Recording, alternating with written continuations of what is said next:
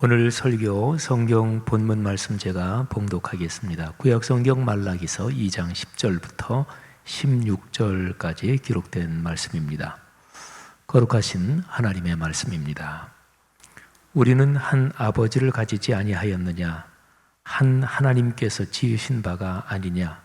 어찌하여 우리 각 사람이 자기 형제에게 거짓을 행하여 우리 조상들의 언약을 욕되게 하느냐? 유다는 거짓을 행하였고 이스라엘과 예루살렘 중에서는 가증한 일을 행하였으며 유다는 여호와께서 사랑하시는 그 성결을 욕되게 하여 이방신의 딸과 결혼하였으니 이 일을 행하는 사람에게 속한 자는 깨는 자나 응답하는 자는 물론이요 만군의 여호와께 제사를 드리는 자도 여호와께서 야곱의 장막 가운데에서 끊어버리시리라. 너희가 이런 일도 행하나니 곧 눈물과 울음과 탄식으로 여호와의 제단을 가리게 하는도다. 그러므로 여호와께서 다시는 너희의 봉헌물을 돌아보지도 아니하시며 그것을 너희 손에서 기꺼이 받지도 아니하시거늘 너희는 이르기를 어찌 됨이니까 하는도다.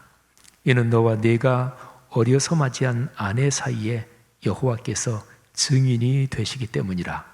그는 내 짝이요 너와 서약한 아내로 돼 네가 그에게 거짓을 행하였도다. 그에게는 영이 충만하였으나 오직 하나를 만들지 아니하셨느냐? 어찌하여 하나만 만드셨느냐? 이는 경건한 자손을 얻고자 하심이라. 그러므로 내 심령을 삼가 지켜 어려서 맞이한 아내에게 거짓을 행하지 말지니라. 이스라엘의 하나님 여호와가 이르노니 나는 이혼하는 것과 옷으로 학대를 가리는 자를 미워하느라 만군의 여호와의 말이니라. 그러므로 너희 심령을 삼가 지켜 거짓을 행하지 말지니라. 아멘.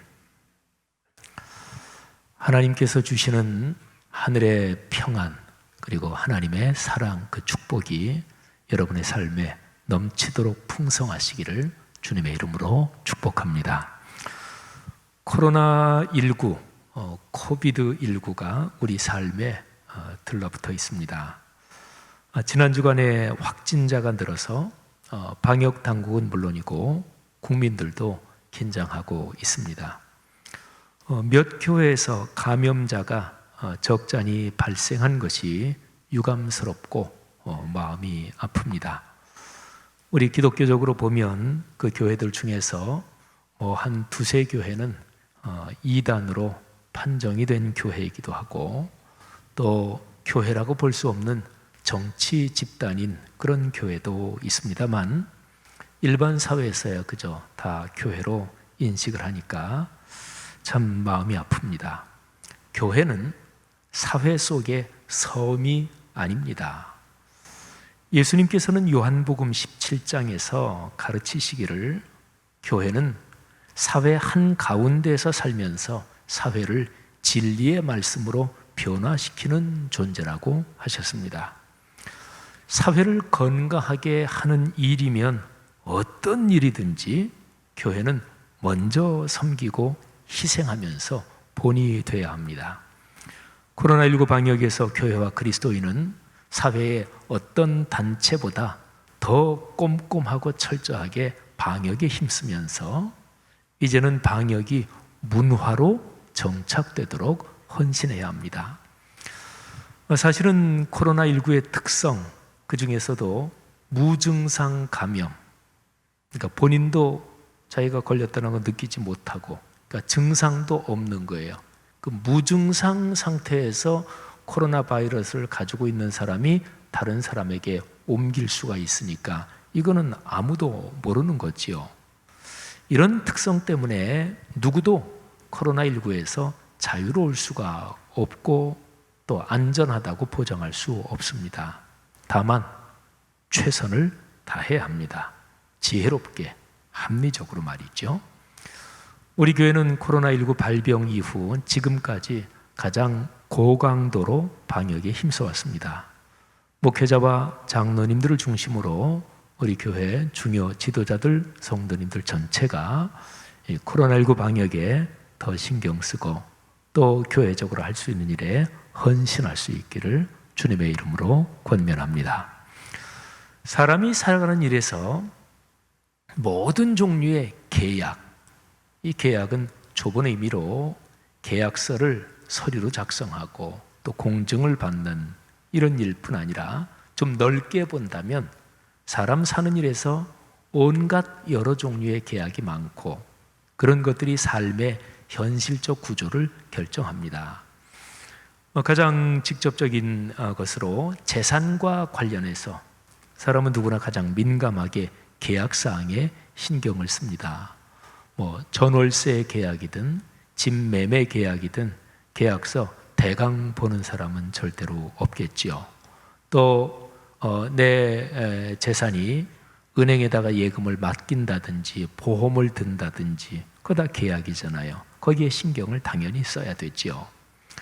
취업이나 결혼과 출산, 교육 등 한 사람이 태어나서 성장하고 또 사회적 인간관계를 맺는 이 모든 일에서도 각종 계약이나 서류를 제출하고 서류를 증명하는 일이 아주 중요하지요. 살아가면서 어떤 문제가 발생해서 법적 다툼까지 간다. 그렇다면 더더욱 계약에 관련된 정밀한 입증과 논증이 아주 꼭 필요하게 되는 거죠.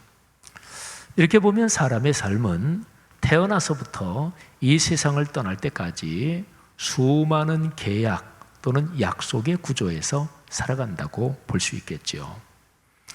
계약은요, 성경에서도 아주 중요한 단어입니다. 기독교 신앙의 중심이 무엇일까요? 그것은 하나님과의 관계입니다. 이게 기독교 신앙의 축이요, 토대요, 심장이죠. 그런데 성경은 하나님께서 사람과 맺는 그 관계를 계약이라고 표현합니다. 또는 언약이라고 말씀하기도 해요. 계약, 언약, 이 두 단어 중에서 언약이 성경적으로 더 적합합니다. 언약, 글자 그대로 하면 말씀, 또 약속한다 할 때 약자니까 말씀의 약속이지요. 하나님께서는 당신의 거룩한 말씀으로서 그 말씀의 약속으로서 사람과 관계를 맺습니다. 성경에는 수많은 언약들이 나옵니다. 창세기 홍수 이후에 하나님께서 노아와 맺으신 노아 언약, 또 아브라함과 맺으신 아브라함 언약, 또는 이삭과 야곱에게도 이런 것이 다 적용이 됩니다.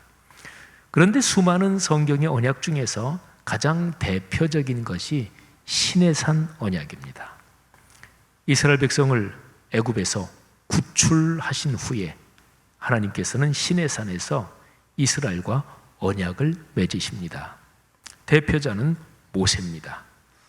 모세가 시내산에 올라가서 십계명을 중심한 하나님의 말씀을 받습니다. 십계명은 돌판 둘에다가 하나님의 손가락으로 하나님이 써주신, 새겨주신 핵심적인 내용이고 그 외 다른 하나님의 말씀을 받죠.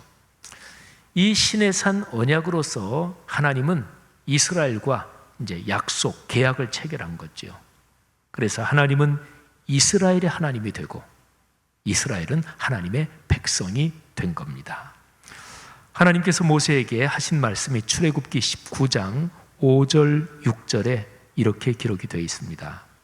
세계가 다 내게 속하였나니 너희가 내 말을 잘 듣고 내 언약을 지키면, 언약이란 표현이 나오죠.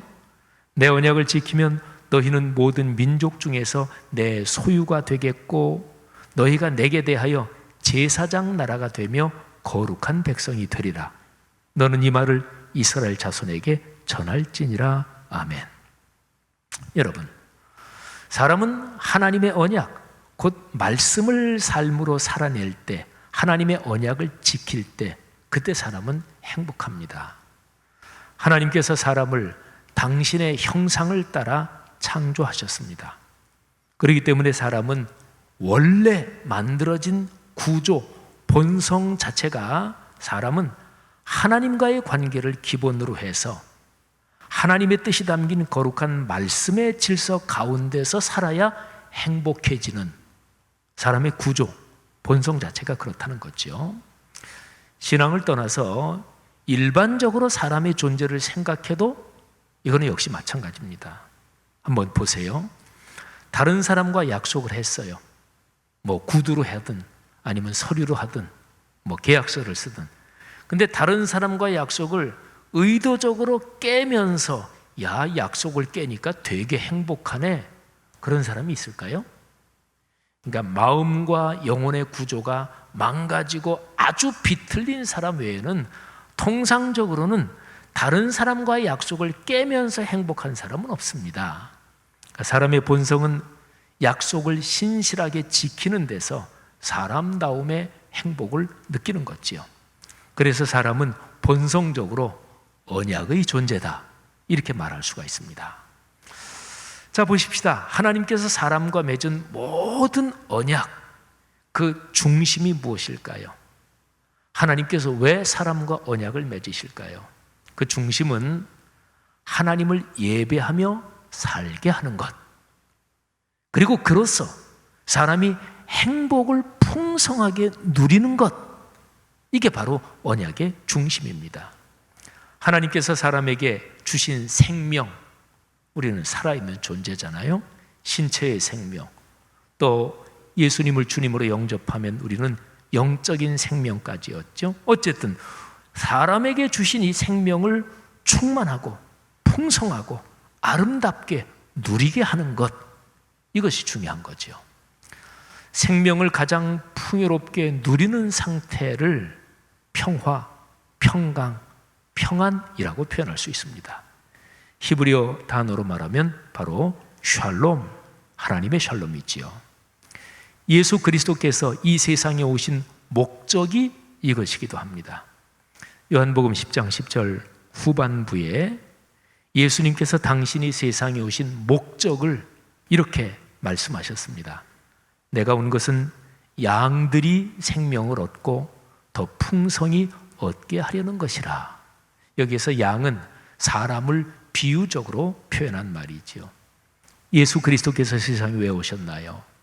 사람이 생명을 풍성하게 얻도록, 신체의 생명뿐 아니라 영적인 생명을 얻도록, 그리고 생명을 얻은 것뿐만이 아니라 그 생명을 풍요롭게 아름답게 행복하게 마음껏 누리게 하도록, 그래서 예수님이 오신 목적이라는 거예요.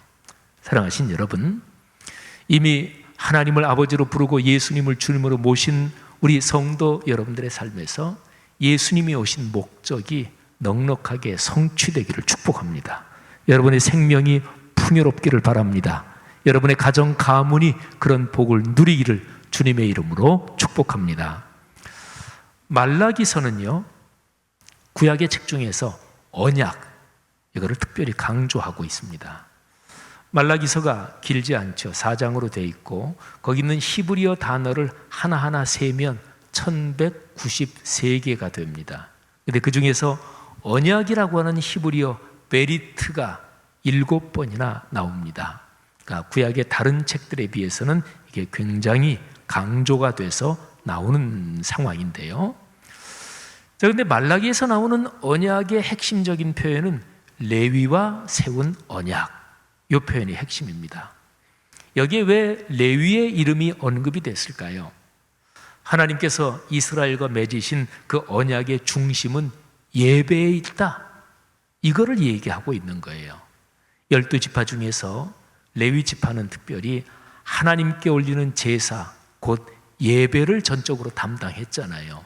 그러니까 하나님께서 이스라엘과 맺으신 시내산 언약, 오늘의 구약 성경 내용이라고 편히 보시면 되는데, 그런데 그거를 특별히 레위와 세운 언약, 이렇게 레위 이름을 넣은 것은 내가 너희와 세운 언약의 모든 핵심은 예배에 있다. 예배 중에 나와 만나자. 그거를 강조하는 것이죠. 레위와 세운 언약의 특징이 뭘까요? 하나님이 레위와 세운 언약, 레위 이름을 넣으면서 하나님이 이스라엘과 세운 그 언약의 중심 특징이 생명 그리고 평안입니다. 아까 설명드렸죠. 생명을 얻고 생명을 가장 충만하게 누리는 상태가 평안, 평강, 평화라고 그랬죠. 말라기서 2장 4절 5절 말씀을 들어보십시오. 만군의 여호와가 이르노라. 내가 이 명령을 너희에게 내린 것은 레위와 세운 나의 언약이 항상 있게 하려 함인 줄을 너희가 알리라. 하나님의 의도는, 하나님의 뜻은 언약이 항상 삶에서 살아 움직이도록, 언약이 항상 일상과 인격에 존재하도록, 언약이 작동하도록, 이게 하나님의 목적이라는 거예요. 자, 그 뒤에 5절 말씀이 이렇습니다. 레위와 세운 나의 언약은 생명과 평강의 언약이라. 아멘. 이스라엘의 범죄는 무엇입니까? 레위의 언약을 깨뜨린 것입니다. 말라기 선지자는 언약을 욕되게 하고 깨뜨리는 이스라엘을 책망합니다. 자, 그러면 언약을 깨는 주범이 무엇일까요? 그게 거짓입니다. 언약을 깨는 제일 중요 원인, 거짓, 그리고 거짓의 배후에는 악한 영, 사탄, 마귀, 귀신이 있는 거지요. 언약과 거짓은 결코 공존하지 못합니다. 언약이 제대로 작동하고 살아 움직이는 그곳에는 거짓이 있을 수 없습니다. 반면 거짓이 점점 커지고 번성하면 언약이 무너지는 거지요. 말라기서 2장 10절 말씀을 한번 들어보십시오. 이 내용이 이런 거예요. 이스라엘의 아버지이신 하나님은 한 분이다. 이스라엘은 한 아버지를 섬긴다. 그 하나님께서 이스라엘을 지으셨다. 그런데 왜 한 아버지를 섬기고 한 하나님이 지으신 그 이스라엘 민족이 서로에게 거짓을 행하느냐, 이거를 책망하는 내용이에요. 우리는 한 아버지를 가지지 아니하였느냐? 한 하나님께서 지으신 바가 아니냐? 어찌하여 우리 각 사람이 자기 형제에게 거짓을 행하여 우리 조상들의 언약을 욕되게 하느냐? 자, 언약의 핵심, 그것은 하나님의 말씀의 약속 그대로 진실하게 살고 행동하는 것입니다. 진실한 태도가 약해지면서 언약을 가볍게 생각하기 시작합니다.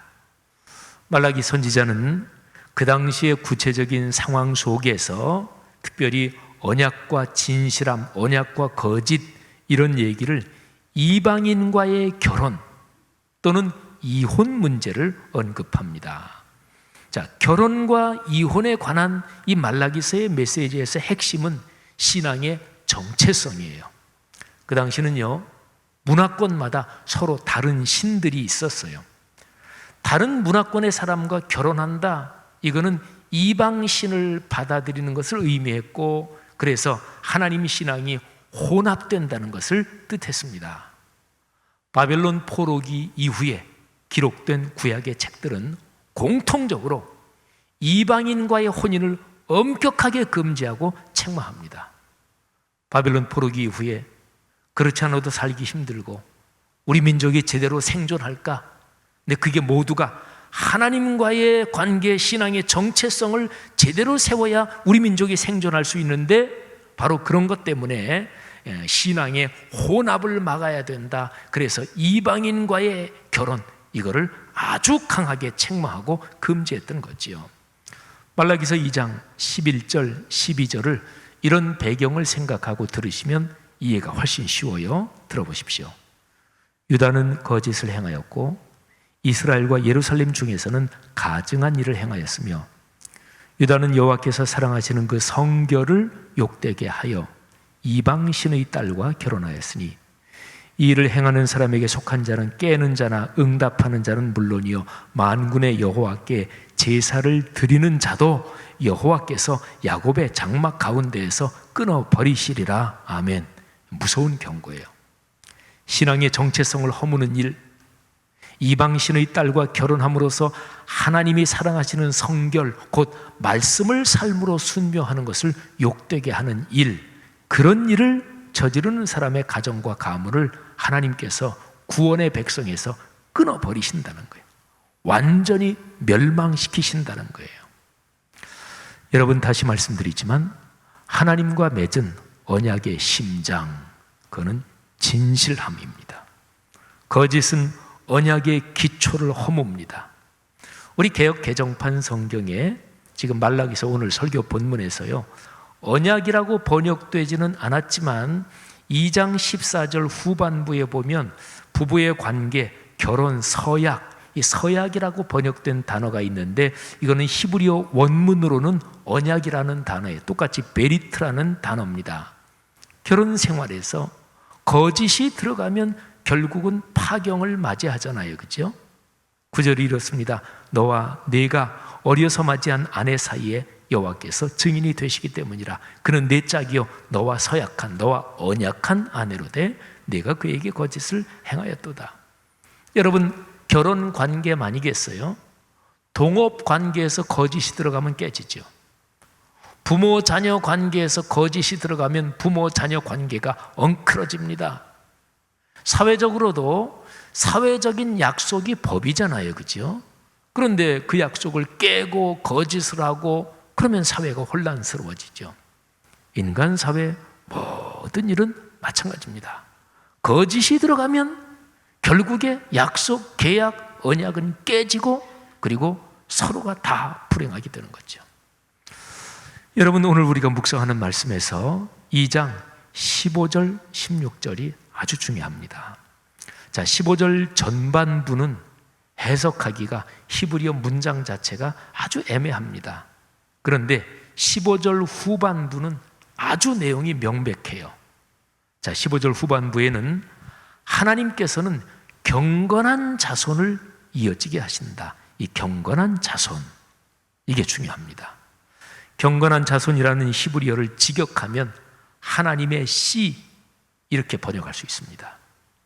주님께서는요, 이스라엘 백성들, 이스라엘 민족에게서 하나님의 씨가 이어지기를, 경건한 자손, 신앙이 전승되기를 간절히 원하신다는 거예요. 우리 기독교 신앙에서 아주 중요한 것이 있습니다. 신앙의 전승, 계승입니다. 오늘날 부모가 그리스도인인데, 기독교인인데 자녀에게로 부모가 그리스도인인 상태에서 신앙이 이어지는 퍼센테이지가 15% 아래, 어떤 그런 거를 전문적으로 사역하는 사람은 실질적으로 10% 아래일지도 모른다, 이런 얘기까지 해요. 우리 교회 사랑하는 성도 여러분들이요, 여러분의 아들, 딸, 손자, 손녀 중에서 신앙생활을 안 하시는 분들이 우리 교회 성도들 중에도 있어요. 퍼센테이지를 계산해 보진 않았습니다만 하나님께서는 간절하게 원하시는 게 거룩한 씨가 이어지는 것, 경건한 자손이 이어지는 것, 신앙이 가문대대로 계승되는 것, 이거를 간절히 원하십니다. 왜? 그래야 복이 이어지니까. 성도 여러분들이요, 여러분의 아들, 딸, 손녀, 손자 중에서 신앙생활을 안 하시는 그런 자손들이 있다면 기도 제목의 제1순위에 늘 그것을 넣으시기를 주님의 이름으로 권면합니다. 하나님께서 그 자손을 구원해 주실 줄로 믿습니다. 이를 위해서, 그러니까 신앙의 거룩한 전승 계승을 위해서 아주 중요한 것, 그걸 이제 15절과 16절에서 얘기하고 있어요. 가장 중요한 것이 마음과 영혼, 여기 성경에는 심령이라고 한자어로 나왔죠.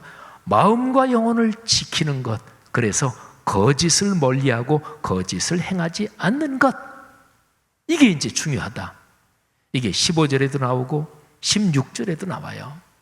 15절 말씀, 내 심령을 삼가 지켜서 거짓을 행하지 말지니라.